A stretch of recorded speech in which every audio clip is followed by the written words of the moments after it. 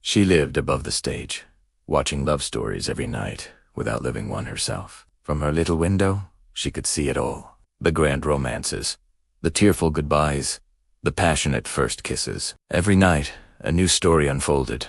A new couple found their happily ever after, bathed in the warm glow of the stage lights. For her, these were more than just plays. They were lessons in a language she had yet to speak. Her world was a silent film set to the muffled applause from below. The theater was her home.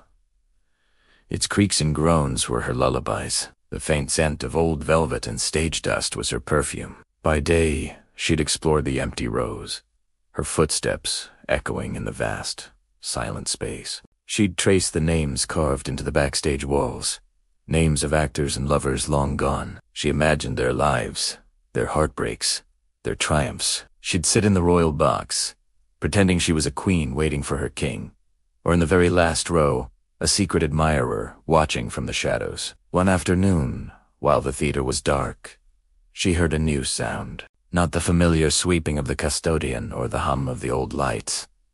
It was music, a soft, hesitant melody played on the grand piano that sat lonely on the stage. She crept down the stairs, her heart beating in time with the notes. Peeking from behind the heavy curtain, she saw him. He wasn't one of the actors she recognized.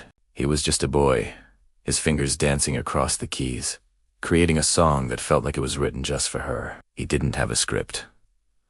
He wasn't playing a part. His music was his own story, full of a longing she understood all too well. He played like he was searching for something, or someone, and in that moment, she realized she had been doing the same. Watching, waiting, living in the stories of others. Maybe it was time to step out from behind the curtain. Maybe it was time to be in a story of her own. She took a breath, the first breath of a new act, and stepped into the light. Every day, she'd find him there.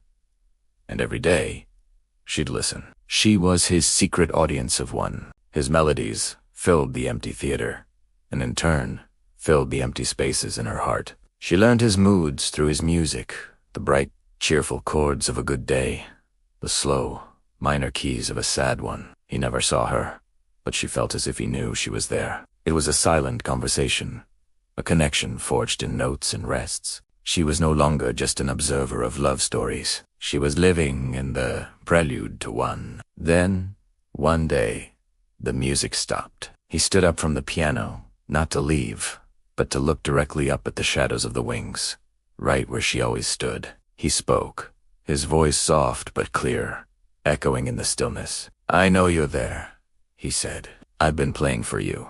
Her world, once confined to watching, suddenly expanded. The stage lights felt different, warmer.